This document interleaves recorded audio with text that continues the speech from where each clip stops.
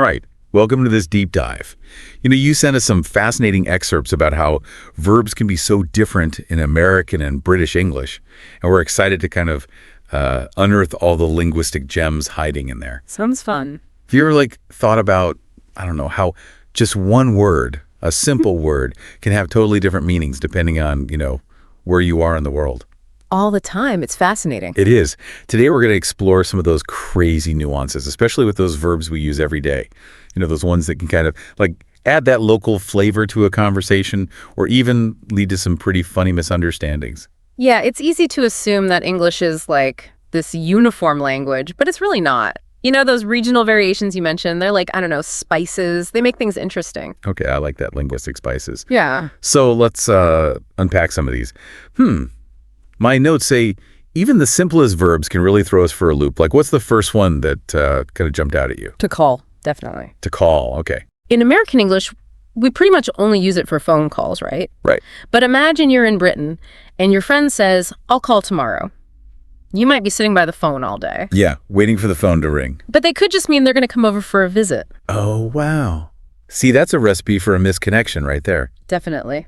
It's funny how, such a tiny word can have completely different meanings. Mm-hmm. What other, everyday verbs should we be careful with? To drop is another one. To drop. Yeah. Americans might say they're dropping a class, meaning, quitting it. Yeah. But in British English, dropping by is a pretty common way to say you're going to visit someone casually. So context is everything. It's not just the word itself, but how you use it, right? What about verbs like take and get?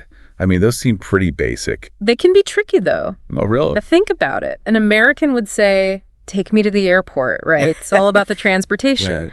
But a Brit might say, "I'm going to take a holiday." Take a holiday. So they're using take for a leisure activity. It's subtle, right? It's each culture has its own way of framing, an action or an experience, even if the basic words are the same. It's fascinating. What about get, though? Seems like you hear that one everywhere. Get is pretty versatile in both dialects, but you'll find some interesting differences. Yeah. Americans might say, "I'll get you a drink," focused on acquiring something. Yeah, I do that all the time. But Brits often use get in those phrasal verbs, "I'll get back to you later," focusing on the response.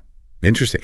It is fascinating how these tiny little variations can really reveal deeper things about a culture. Do you think some of these differences reflect different values or ways of life? That's a really interesting question. And something to think about as we look at more examples. Why don't we move on to those verbs that are completely different between American and British English? Words that might as well be from different planets, like that classic bill versus check in restaurants. Oh, yeah. That's a good one. I can totally picture myself in a pub in London asking for the check and getting some very confused looks. It would definitely happen. Yeah. Mental note, use bill next time I'm across the pond. Definitely. And it's not just restaurants, right? You've got lift versus elevator, queue versus line. It's the same concept, but different words. This is making me realize I might be missing out on things when I watch British TV shows and movies. I'm not understanding as much as I thought. Maybe, but that's what makes it fun, right? There are all these hidden layers of meaning. Now let's try something even more challenging. Phrasal verbs. Okay. Those verbs combined with prepositions or adverbs. They can be tricky even for native speakers. For example, pick up has slightly different vibes in each dialect.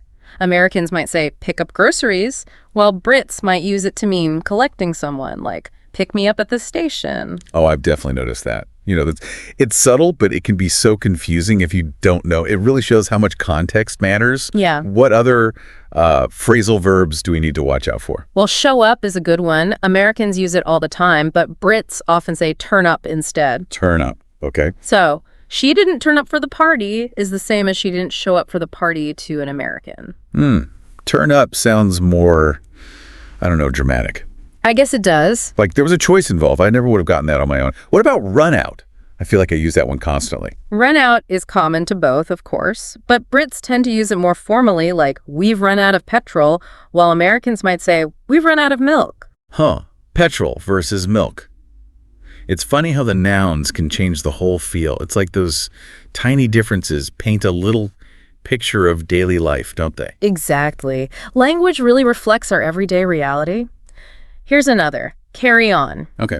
In American English, it can mean like to complain, like she's always carrying on about her job. Yeah. But in British English, it just means to continue, like carry on with your work. Wow, I never thought about it that way.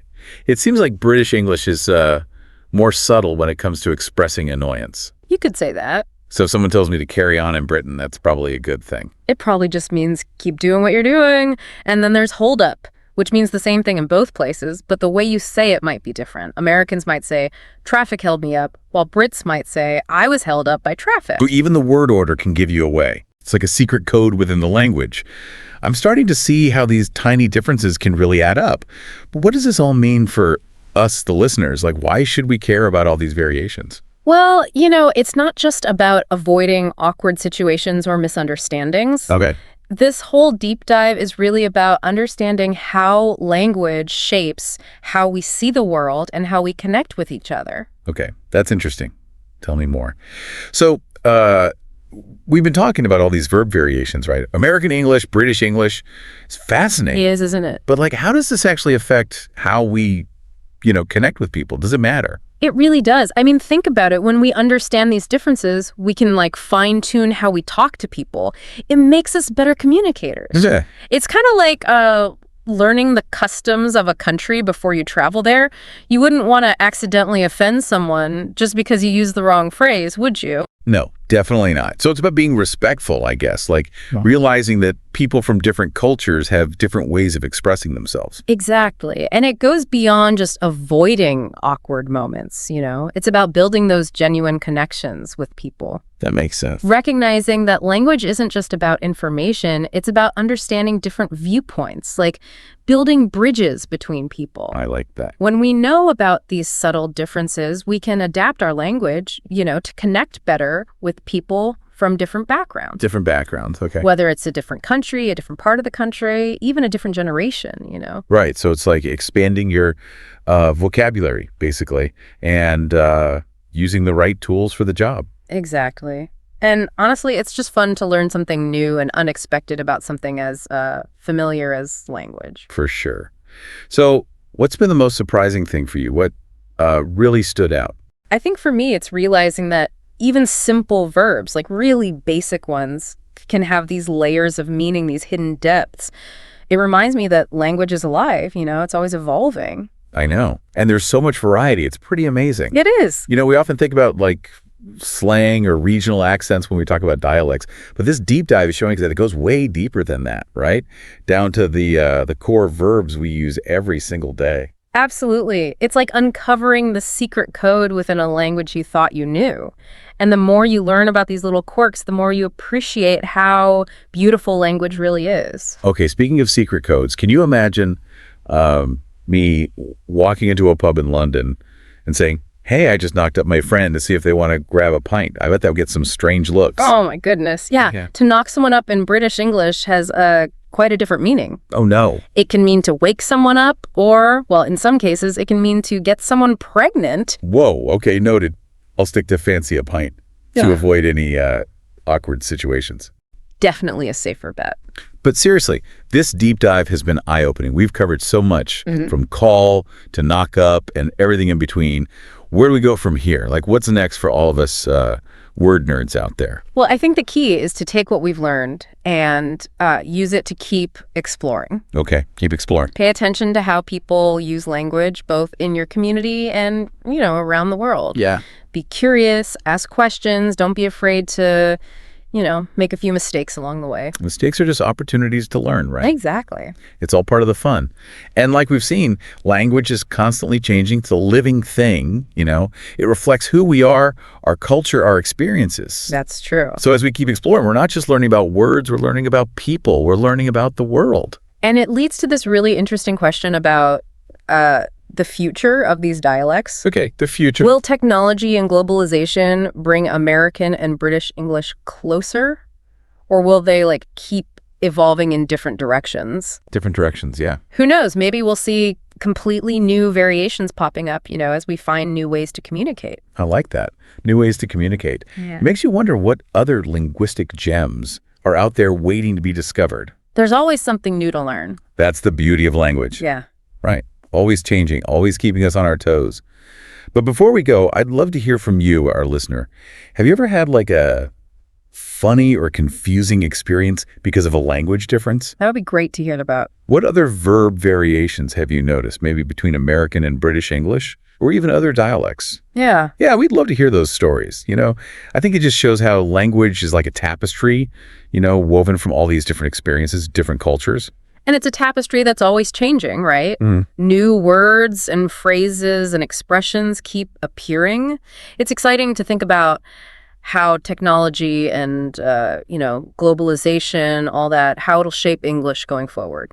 It's like we're watching it happen, language evolving, adapting to the world around it. It's pretty cool. And we've been focusing on American and British English today, but there's so many other dialects out there. That's a really important point. I mean, English is spoken all over the world, and it's got so many variations, so many accents. It's amazing. Right. And each one has its own history and, charm. Thinking about it on that global scale, those differences between American and British English, they seem kind of like small. You know what I mean? Yeah. It's like we've been looking at this tiny detail in this massive, intricate work of art. Exactly. And I think that's a beautiful way to put it. The diversity of English is something to celebrate, The fact that it can be so adaptable, so open to change, it just shows how strong it is. It really does. It's like a living organism, always evolving, growing, and just like with any ecosystem, the more diverse it is, the healthier it is, the more resilient. I like that. So the next time you hear someone speaking English, and it sounds a little different than what you're used to, don't see it as a bad thing, right? See it as a chance to learn something, a chance to expand your own understanding of language. Yeah. Because it's more complex than we realize. It really is. And who knows, maybe by embracing those differences, by really listening, we can learn something new about ourselves too. That's a great point to end on. That's the deep dive for today. We hope this little exploration of American and British English has made you curious, made you want to, pay attention to those little quirks of language. Because they're out there. They are. And they're fascinating. Each one of those little differences, those variations, they tell a story. And the more we listen, the more we understand, not just about language, but about the world. Beautifully said. Until next time, keep exploring, keep learning, and keep diving deep. We'll see you soon.